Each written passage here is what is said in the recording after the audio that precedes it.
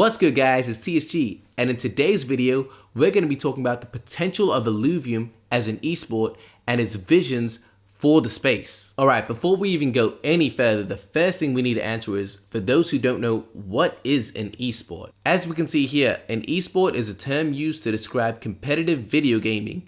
It's different from standard video gaming in that esports is competitive, human versus human, and it usually has an engaging spectator element to it, just like traditional sports. And what's wild is how rapidly the audience for esports has grown in such a short period of time. We can have a look here. In 2019, we're looking at about 400 million people as audience members. 2022, that's gone up another 35 million. 2021, we're at 474 million people as audience members watching esports. And projections for 2024 are close to 600 million. So as you can see, the space is blowing up, and the potential for the future and what's coming up is absolutely insane. And once you take into account that right now, currently we have 3 billion gamers worldwide, it only makes sense that this whole culture of esports and competitive gaming is just going to grow and grow and grow. Alright, so now that we have a basic understanding of what esports is and what the current state of esports is globally, where does Illuvium fit into this picture? We're going to watch a short clip from an interview that Kieran did with Vulcan back in August of last year.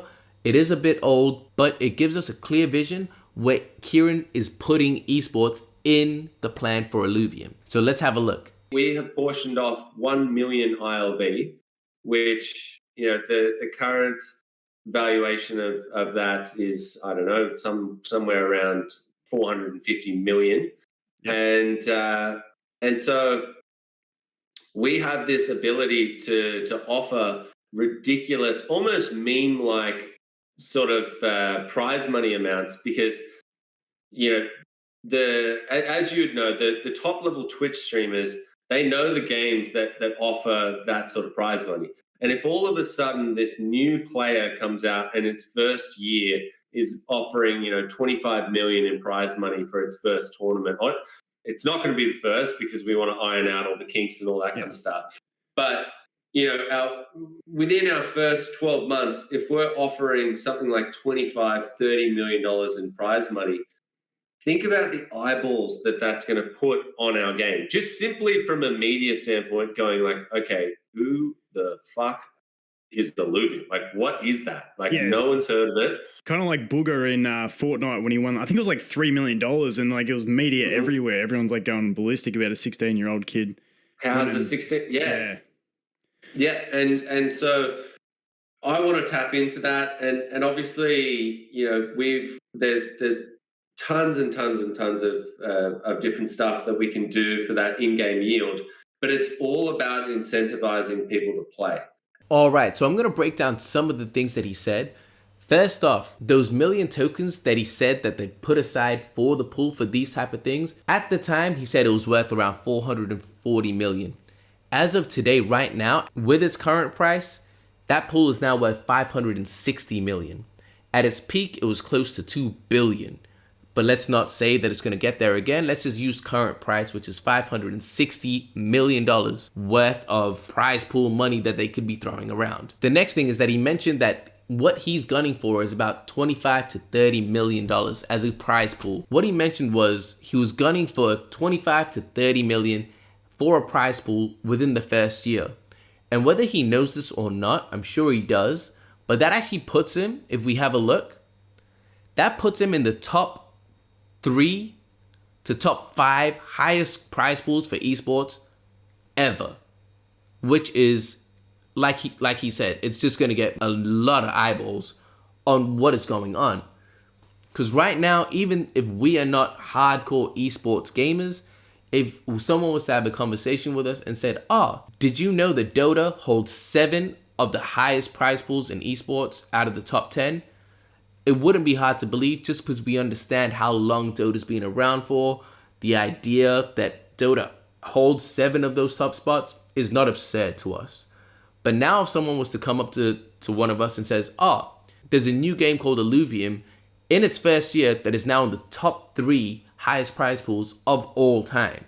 The first question is, what even is that game? And I think that's going to be an insane thing if we can manage that to get into, man, they're saying top 3, even the top 5 or top 10 is a huge deal. And the amount of attention that we're going to get based on that alone is just absurd. And he's completely right about the streamers and everything like that. Because personally, I know there are so many games that deserve so much shine, but because there's not enough money there, players can't make it a viable lifestyle to commit to those games and become top tier players just because it's not enough to fund their lifestyle, which is just a shame. But if streamers start to see the possibility of this game, Illuvium, having these insane prize pools, it actually makes it viable for the people to grind it out and get better and actually have a chance of winning this insane amount of money. It's gonna open the doors. The floodgates are gonna open, and we're just gonna see an influx of players and streamers promoting and just going crazy about this. The biggest thing that I'm holding my breath for, but honestly I'm not too concerned about, is whether the game is actually good or not. Because it doesn't matter how much, I'm sure people are still gonna play if there's money. We can look at games like Axie, but if it doesn't matter how much the money is, if the game is absolute trash, I'm sure people aren't going to play it. So as long as they can put out a good product, which I'm almost certain they will. So you put a good product with that insane amount of money, I think it's just going to incentivize so many people to get involved in the ecosystem and just play. And the best thing that I see from this is that it's not exploiting the players at all. Something like this is mutually beneficial for both Illuvium, for the media attention, for the revenue that they're going to make with the influx of players, but also the players themselves, that they have actual viable options to make a living doing something that they want, which is playing video games competitively.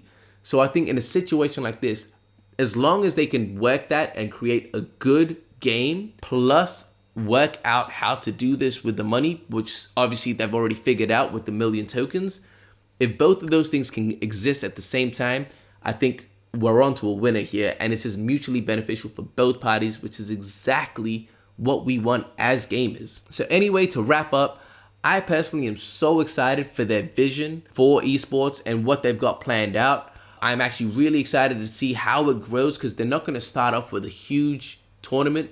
My personal belief is that they're going to do things with the content creators, kind of work it up, do some grassroots things one step at a time.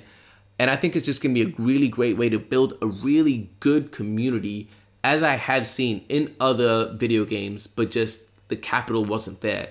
So if we can build up that grassroots community and everything like that, plus the capital, man, the potential, the opportunities are just endless. But yeah, anyway, thank you guys for watching. I really hope you guys like this video. If you do like this type of content, please hit the like, subscribe, notification. You guys know what to do.